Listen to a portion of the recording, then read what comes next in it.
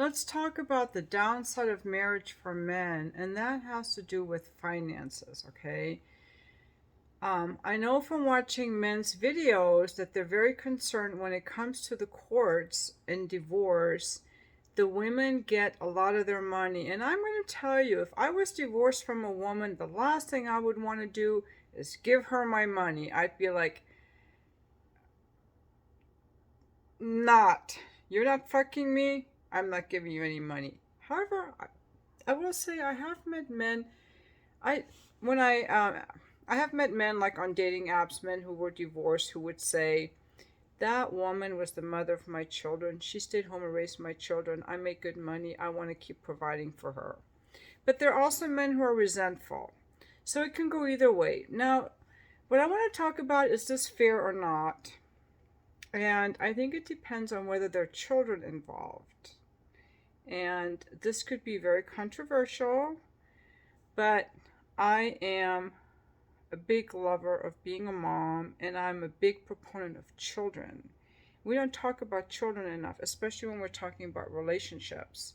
We're talking about love and romance and all of that, but we are not talking about the children. I haven't been talking much about children, but children need a lot of love.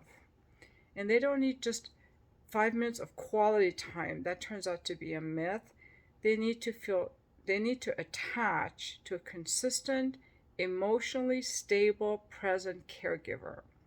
And when they don't, we end up with people like Amber Heard or Johnny Depp and 90% of the people walking around who have issues from their childhood. Raising children is a great honor, it's a great gift. It's very expanding for the heart. It makes people better people. It's a wonderful experience. And it takes an incredible amount of resources, not just financial. They say each child is $200,000 to raise. It's mostly emotional and mental. And it takes a whole community. Because even if you have just one child, they're constantly going to say, "Play with me, mommy." And if you don't and be like, "Shut up," you're going to damage that kid. But you can't always play with the kid. They need playmates. They need a community. They need family. It is a lot of energy. Now, those of you who are like, "Well, I'm not going to raise my kids. I'm into my career. I'll send them off to daycare." Personally, I think that's very cold. That's my opinion. I grew up in Germany in the 60s. And my mom was a stay-at-home mom, and there were kids whose moms worked, and they called them latchkey kids because they had a key. So when they came home from school, they would unlock the home and go in, and everyone looked down on those families for being so poor the mom had to work. Now, I know a lot of women want to work, and I'm going to judge them for that. I'm going to judge them for being neglectful of their children. I believe if a woman is working more than part-time, she is neglecting her children, abandoning her children. We know from studies that children who go to daycare, even if it's good, have higher levels of cortisol in their bodies all day long. Higher levels of cortisol because they're distressed. They want to be with their caretaker, not their depressed mom, not their bipolar mom, not their alcoholic mom, not their volatile mom, not their mental health issues mom, which most moms are. This way you guys have to be careful. Most of us are getting into relationships with mentally unstable people. There are a lot of them out there. They look happy on Instagram, but they're not. They need a good, consistent caregiver to thrive. At least for the first few years. The first 7 years are the most important. Then go back to work. Now, here's the problem. If in a proper family, there is someone staying at home with the kids. Now, we know when dads stay home with the kids, unless they're sissified, they're doing housework stuff. They're doing carpentry. They're doing house projects. They're doing things with the car. They're not cooking, cleaning, and doing laundry. So the woman still has to do that. But let's say there's a traditional relationship. like in my case, or the woman stays home with the kids, and now there's a second kid, maybe a third one, and so by the time the youngest is in kindergarten, 10 years have gone by. And the problem that I want to bring you guys' awareness to is, in order for the mom to not file for alimony and child support, she has to be able to go to work when she divorces you. And when she's been home with the kids, her career takes a big break. See, a lot of the reason that women earn less than men is because they want to stay home with their children. I don't think we should be looking down on that. We need to celebrate women who want to stay home with their children. And that is why alimony and child support exists. Because when women go out of the workforce to raise their children, their income drops significantly. Their ability to earn money drops significantly. And somehow, we need to talk about that and account for that. Because to say,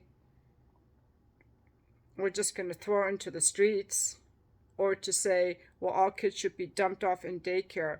Those of you who say that, have you ever seen those daycare kids with the big snotty noses that get dropped off at 6 a.m. or 7 a.m. and are there all day? That's child abuse to me. Anyone who loves children is not going to go along with that. I'm sorry. I think that's the horriblest thing. My kids turned out really well because they were home. They got to sleep in. They got to nurse. They got to nurse on their mommy's breast. They got to be held. They got to sleep in till they woke up. They didn't have to wake up at 6 and be dropped off at daycare.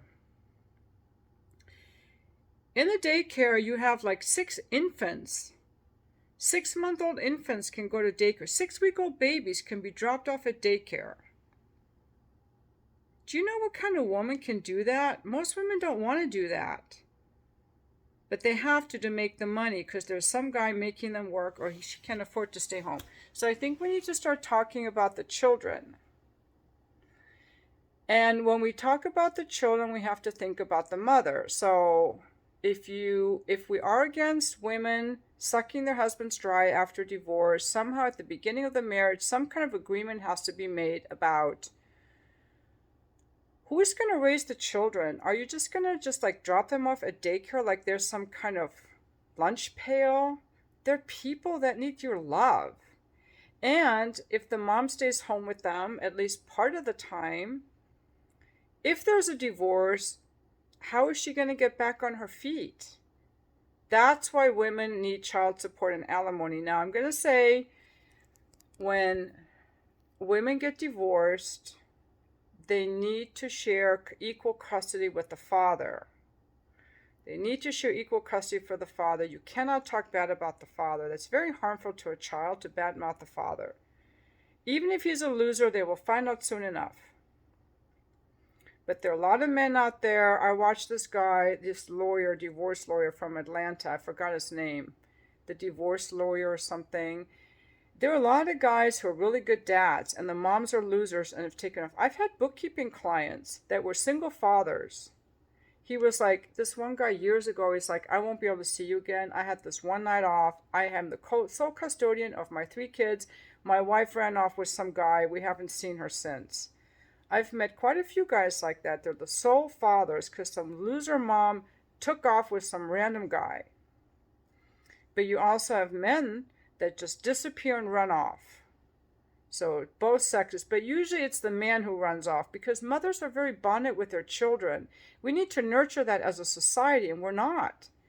In fact, it's very expensive. Daycare. Do you know that if you have an infant, it's $800 a month for childcare? $800 a month for childcare if you have an infant or more. It's expensive. Anyway, that's the dilemma with the alimony and the child support. However, I'm going to throw something else at you guys. I like being financially dependent on my husband in some ways. In some ways, I felt helpless and I felt trapped, and I felt it was unfair to him because he didn't like his job. But if a man likes his job, he's happy to do it because it's a good division of labor to have a mom at home raising the kids and to have dinner made. You don't have to worry about picking up your dry cleaning or going grocery shopping or cooking the meals or cleaning the house or doing the laundry or driving the kids to their activities because someone's doing all that. And you come home to a clean house and dinner. It's very nice. And your kids are happy to see you because they've been loved all day. Hey, Dad. Hey, Dad. You know, it's nice life. But, let's see, what was I going to say? I have to think for a moment. I don't remember what I was going to say. That's okay. I think if you don't have kids, it's a completely different story. There's no reason for alimony or child support if both people are working. There's no reason for it, but the child situation really does complicate it. So, you know, that's why women have had alimony and child support. The problems come in when the man is paying child support and he doesn't get to see the kids. You know, and a lot of people are making very poor choices in their partners. I was talking to someone today, someone I was, not a bookkeeping client, someone else, and he was telling me about his second wife, and she seemed very nice, but she would have these explosive tantrums, explosive tempers, to the point where his kids didn't even like to come over anymore, and he decided his kids were more important than her, and he didn't like being yelled at for random things, so he divorced her. But he didn't know initially she was a rager. There are a lot of women like that. They're ragers. They're volatile. And you don't know it till you've been with them for a while. You guys, a lot of people are picking very bad. That's what I mean. Like, a relationship is not that great for giving you something that you think you're lacking in your life. You're like, oh, I want this relationship. Well, pick somebody who's mentally healthy. And a lot of us have bad pickers. We pick someone who's avoidant or explosive. So I'm not really in on relationships. As to me personally, I don't even know why one would benefit me at this time in my life. But if you want children, for sure. Now, if you don't want children, you could just get married at the Justice of the Peace or make your own outdoor wedding. The thing about marriage is actually not so much a personal commitment as it is a legal contract. I don't think people realize that marriage, we make it seem like it's this thing under God and our families and our wedding, but it's a legal contract. So if you end the legal contract, what are the ramifications? You got to read that, because people read their contracts when they buy a house, when they buy a car. A wedding is a legal contract. A marriage, is a legal contract. And when the contract is broken, there is a financial price to pay for the man. And that's not fair unless they're kids. But then he's paying for this woman that he hates just because they had kids together. I don't know the answer, but I'm throwing it out there because kids need to be loved. Kids need a mom. And, oh, I know what I was going to say. I think one of the things I liked about being married, okay, I didn't like being financially dependent on him because I felt helpless. But on the other hand, it was good because being financially dependent on him kept me from leaving. Being financially dependent on him kept me from leaving. And I'm starting to think that all of this stuff of women working is not so good. Because number one, we have doubled the labor force, driving the wages down of the men. Number two, when women work a lot, they're stressed. They don't want to fuck because they're tired. Women who are stressed don't fuck. It's a fact. Stressed women don't fuck. Stressed men fuck. Stressed women don't want to fuck. They're tired. Number three, who's raising these kids? Who's raising these kids? Who's keeping the home?